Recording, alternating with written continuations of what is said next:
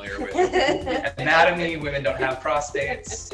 The tests, literally, they just did not work. And for me, it all came to a head with the syphilis test that I was validating. So my job was to make sure that these tests worked before we allowed the public to use these tests. And the FCC got involved, even though it's not, actually the FCC got involved because when people gave money to this cash advance shop, that counts as a security. And the Army said, oh, there was no anti-Semitism. We don't have to do anything about it.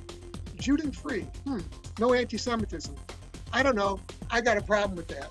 My my father was a Holocaust survivor. And he was the only person in his family that survived. He had 3 or 4 other siblings. It's not okay that people don't have financial options and they can't support themselves. I mean, those are much bigger conversations, but where we can come into play is that we can be that person that kind of acts as a bridge to help the person get to seeing that there's another day ahead and so forth.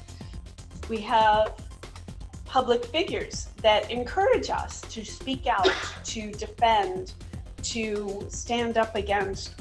We have hearings on all of these subjects that make us fight against wrongdoing. So I get into the role and I start realizing things aren't happening correctly. Information's not going where it is. We're not meeting the legislation.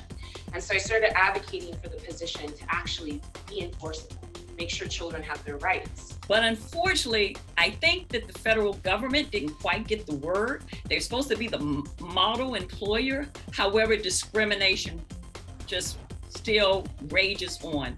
Well, this was actually a death penalty case in a state that doesn't have the death penalty. Well, how could that happen? How could you have a death penalty case in the state of Massachusetts that doesn't have the death penalty? Well, the answer is because it occurred on federal property.